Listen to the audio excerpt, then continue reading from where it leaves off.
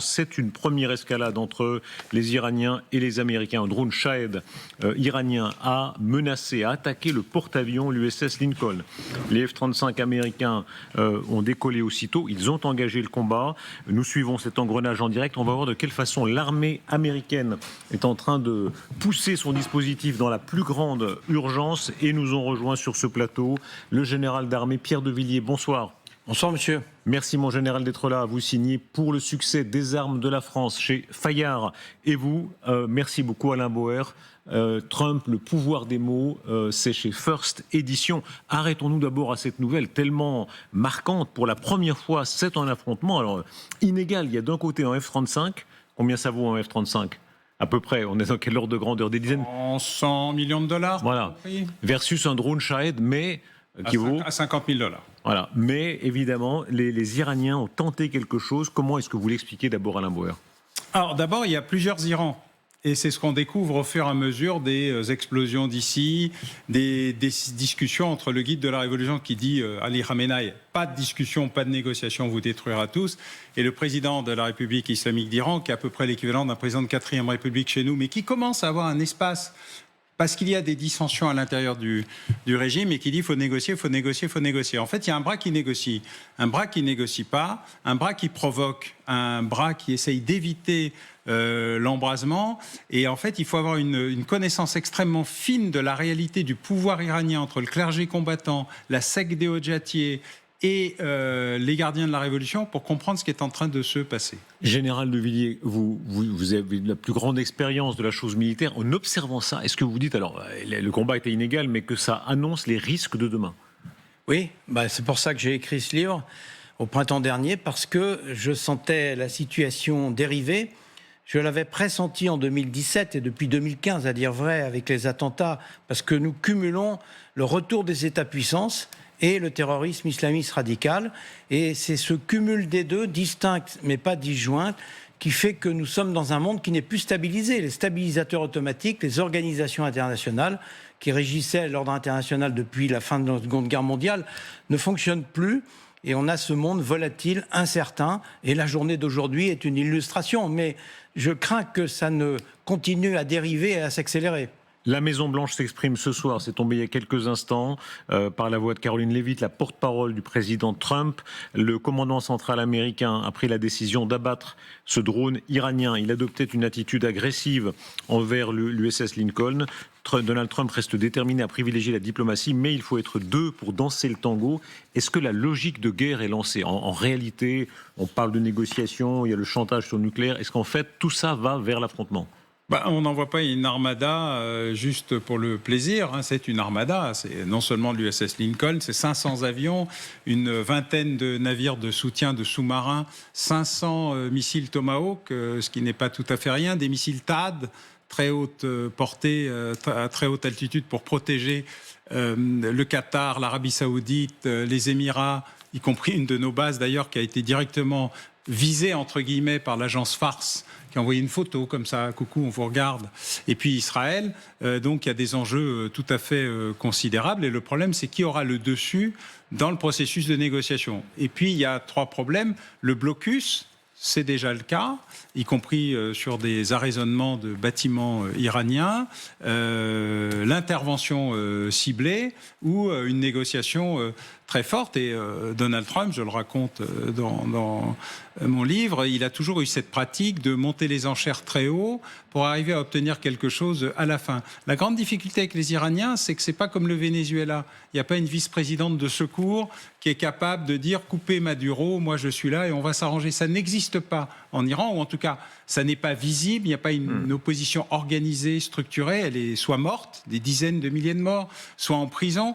Il y a un sujet particulier, c'est qui négocie avec qui sur quoi. La démocratisation ne semble pas à l'ordre du jour. Le programme nucléaire, on avait déjà le JIPOC qui avait été dénoncé, l'accord de Vienne, par Donald Trump. Revenir sur l'accord de Vienne serait quand même très curieux, mais je crois que le général lui-même a connu cette période de manière très, très précise. Le regard sur les moyens, général, c'est au cœur de votre livre aussi, quand on voit, je rappelle l'information pour ceux qui nous rejoignent, c'est la première fois, c'est un affrontement de fait entre un F-35 américain et un drone Shahed iranien. ukrainiens. Quand vous voyez, général, l'ampleur, on va s'y attarder plus tard, des moyens américains, les navires de guerre, les C-17, la base de Diego Garcia qui maintenant est sollicitée également, et bien sûr le Lincoln qui est au cœur de tout ça. De quel œil est-ce que vous observez ça ? C'est-à-dire que le monde a changé. C'était le droit de... tout était basé sur le droit, et maintenant c'est la force. La force du droit et le droit de la force. On a changé de paradigme, et quand on voit les moyens qui sont installés dans le Golfe par rapport à ce que j'avais connu avant, quand on voit l'étincelle potentielle ici ou là, on le voit aujourd'hui avec le drone, mais ça peut être autre chose. On sait que dans l'histoire, les grands conflits, finalement, sont intervenus sur un terreau, une situation qui existait de crise. Et puis à un moment, il y a l'étincelle. Et moi, c'est ce que je crains, et c'est ce que j'exprime dans mon livre, c'est que cette étincelle, on ne la sente pas venir, et qu'on soit finalement, nous, les Européens, les faibles du monde, parce que nous avons désarmé pendant des décennies, et nous sommes dans cette situation aujourd'hui. Et ce que j'appelle, c'est un réarmement rapide, mais je ne vois pas grand-chose venir par rapport à la gravité des journées que nous passons. Vous témoignez l'un et l'autre. Vos deux livres sont tout à fait importants et intéressants sur le caractère de Trump. Vous dites, Alain Boer, attention, il ne faut pas le sous-estimer, parce qu'il a des buts bien précis, et vous dites, vous, général, vous avez été frappé, vous avez été en réunion face à lui, vous avez été frappé par son indépendance d'esprit. C'est quelqu'un, pour le meilleur ou pour le pire, qui pense très librement. 1h45 en tout petit comité, donc je suis sorti de cette réunion un peu abasourdi, je vous l'avoue, j'essaie de le dire dans le livre, et j'ai eu l'impression d'un couple en fin de vie entre les Européens, nous les Français, et les Américains, parce que lors de cette réunion, je le sentais déjà parti vers le Pacifique, tourné vers les Chinois, et pas du tout avec... notre système de valeurs. Et déjà, pardon de vous attendre, mais tourner de ce côté-là, visiblement, il veut redessiner le Proche-Orient. Mais bien sûr. Et on n'est pas du tout sur le même logiciel. C'est un dealer, il deal, c'est un businessman, et pour lui, la principale valeur, c'est l'économie et la finance. Donc, c'est pas du tout dans notre tradition, nous, françaises et européennes, mais là, il joue la force. Il menace, et seul lui sait jusqu'où il peut aller dans la menace. Mais c'est très dangereux quand on a des forces comme ça déployées l'un en face de l'autre. Est-ce que vous craignez cet engrenage ? Je vous pose la question l'un et l'autre. Il y a une partie des opinions qui dit bravo, bravo les Américains, allez-y, frappez plus fort, frappez le régime de Téhéran, frappez le nucléaire iranien. Et puis les autres disent non, tout ça est en dehors du droit. Il n'y a pas de mandat international, il n'y a pas de mandat de l'ONU. Quel est votre avis ? Bon, d'abord, tout le monde s'en fout. Pardon, le droit international a été enterré parce que en 1999, l'opération de l'OTAN contre la Yougoslavie a rompu le consensus qui permettait aux Russes, aux Chinois, aux Américains et aux Européens, notamment la France, qui siège au Conseil de sécurité, de dialoguer. Et au moment où Evgeny Primakov, Premier ministre russe, fait demi-tour quand il apprend que l'OTAN, je dis bien l'OTAN, pas les États-Unis, vont bombarder pendant 99 jours la Serbie, je rappelle qu'elle fut notre alliée et qu'elle l'est souvent restée. C'était une erreur, par parenthèse ? Alors, introspectivement, la paix est très fragile là-bas, et je pense que les conséquences ont été ensuite en cascade.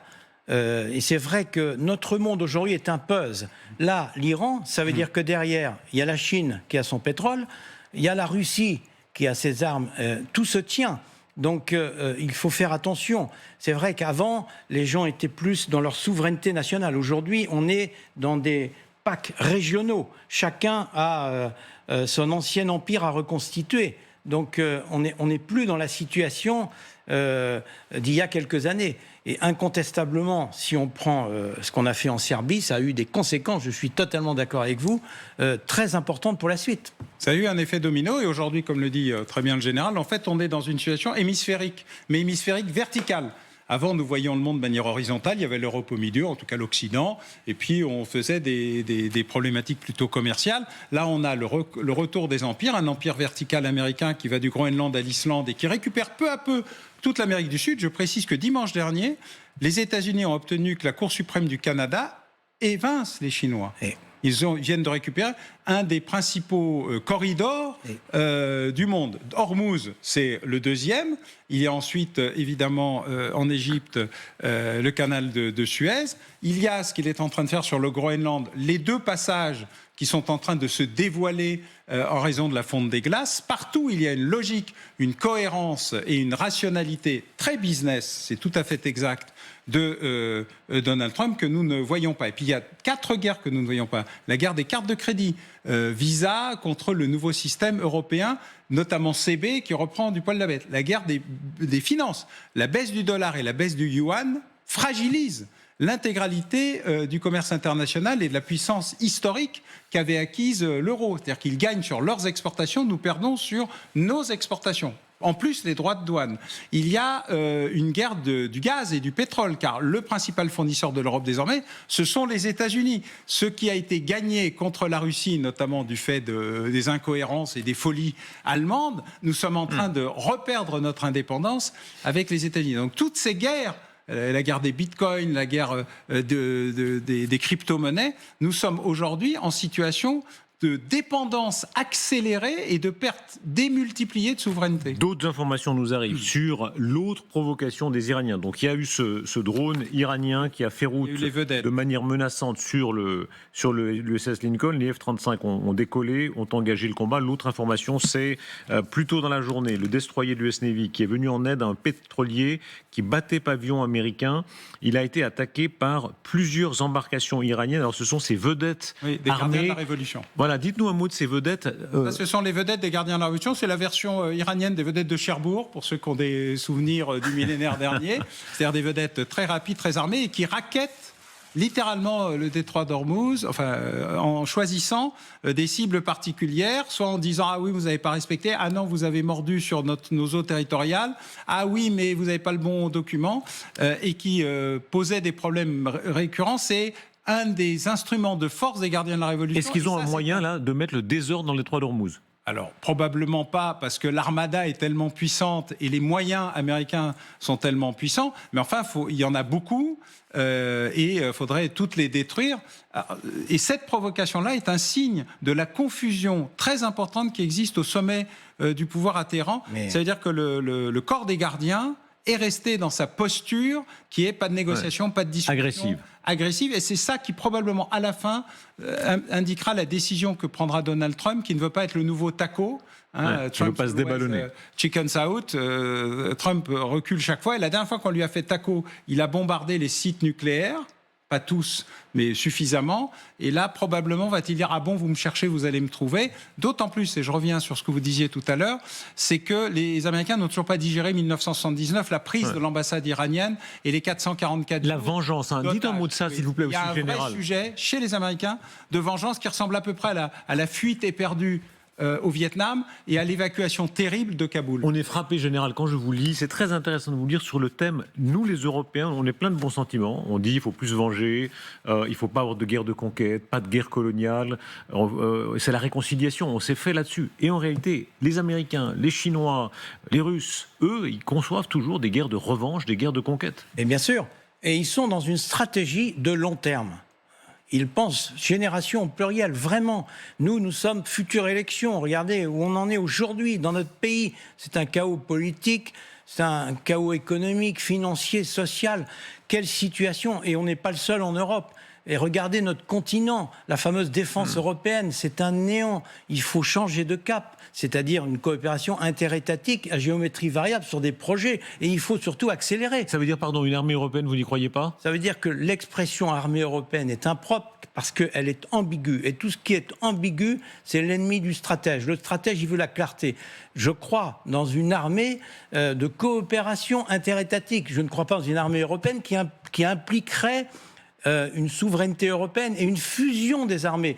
Quand on est à la guerre en coalition, ça m'est arrivé en Afghanistan, je vous assure que le soldat, il meurt pour son pays, pour sa patrie, pour son drapeau, il ne meurt pas pour la coalition. Quel serait l'équivalent européen ? On voit ces images, on voit les États-Unis d'Amérique, tout est suspendu à la personne de Trump. C'est-à-dire Trump seul peut décider, on y va pas. Est-ce que vous imaginez qui ce serait en Europe qui prendra la décision ? Eh bien justement, c'est tout le problème. C'est que nous sommes dans une cacophonie en plus. Et nous nous faisons concurrence sur le plan de l'industrie de défense. C'est la cerise sur le gâteau, si je puis dire. C'est dramatique aujourd'hui de voir tous ces pays européens équipés de matériel américain. Vous savez comment ? Par l'OTAN. Parce que l'interopérabilité de l'OTAN implique des équipements qui soient compatibles, donc américains. Et les Européens sont là-dessus. Un point qui paraît incroyable, on apprenait dans cette émission, c'est Titelman, il sera plus tard dans l'émission, qui disait que même entre un avion anglais et un avion français, la clé de communication est américaine. Mais bien sûr. Mais et ça donc, paraît fou, ça. Quand nous avons construit la force interarmée conjointe avec les Britanniques après les accords de Lancaster entre 2010 et 2016, cette force qui est opérationnelle, qui a servi un peu de noyau par rapport à la coalition des volontaires avec la France nation cadre, eh bien, quand on a construit tout ça, on s'est aperçu de toutes ces incohérences d'équipement. Et pour faire la guerre, il faut être compatible, il faut être interopérable.